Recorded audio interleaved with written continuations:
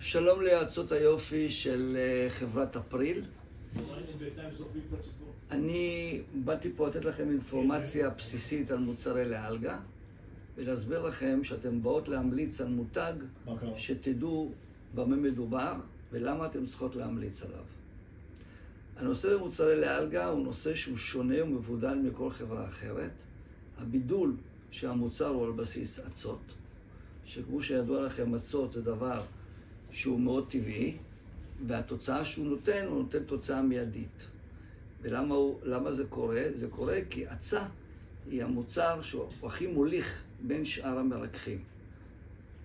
לכן, כאשר נמצאים בכל מוצר מעל ל5, 10 מרככים, ושהמוצר ייתן תוצאה מיידית, אנחנו הוספנו פה את העצה, שהעצה היא מוליך ברמת שמחבר בין כל מרכך, והוא מביא C-Energy ביניהם ומביא תוצאה מיידית. הסיבה השנייה שאתם צריכות להתרכז במוצר ולהמליץ עליו בביטחון, זה הנושא שאנחנו החברה היחידה שאנחנו מבטיחים תוצאה מיידית בשימוש הראשון. אתם לא צריכות להשתמש 30 או 40 פעם בשביל שהמוצר הביא לכם תוצאה. עם השימוש בשמפו או במסכה או בסרום או בכל מוצר של לאלגה תראו תוצאה מיידית. אבל חשוב מכל בשביל לקבל את התוצאה המיידית זה להבחן את סוג השיער והקרקפת ולתת דיאגנוסטיקה נכונה לאותה לקוחה שבאה ומבקשת. לכן השאלה הראשונה שנשאלת היא איזה סוג שיער יש לה, ולאחר מכן גם אפשר לשאול איזה קרקפת, אם השיער הוא עבה או דק, ואם הקרקפת היא יבשה או שומנית. ועל פי זה אתם צריכות להתאים לה את המוצרים. לכן הסדרות שלנו בלאלגה מתחלקות למספר קטגוריות.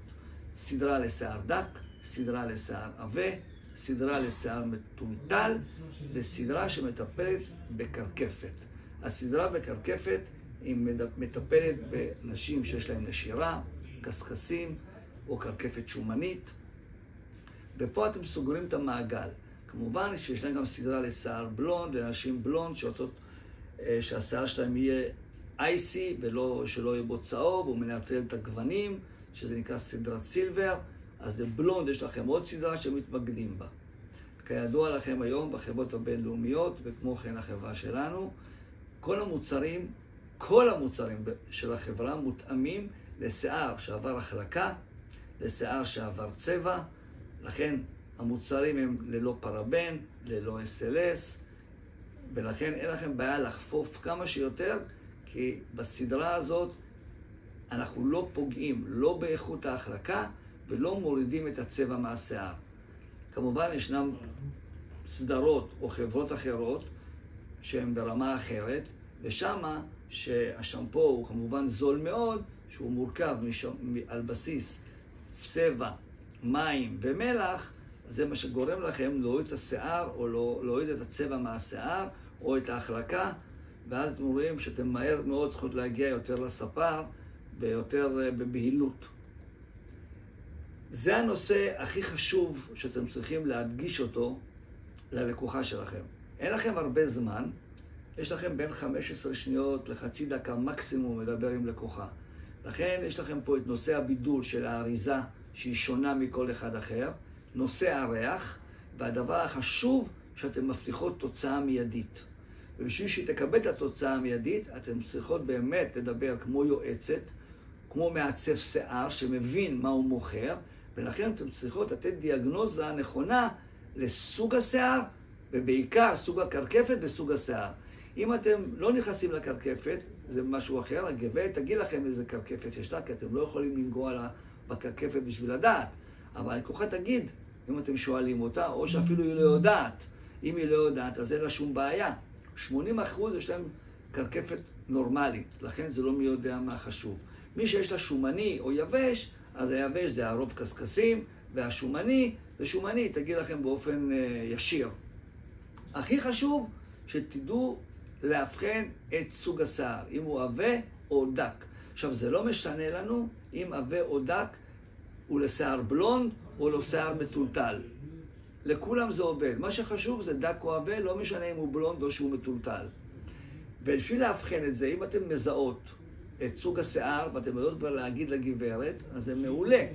אבל אם אתם לא יודעות, תעזרו בה, תשאלו אותה, תראו מה היא עונה, מהחצי תשובה שהיא עונה, תמשיכו לתשובה מלאה כבר, מה להמליץ ומה להגיד ואיך שזה קורה.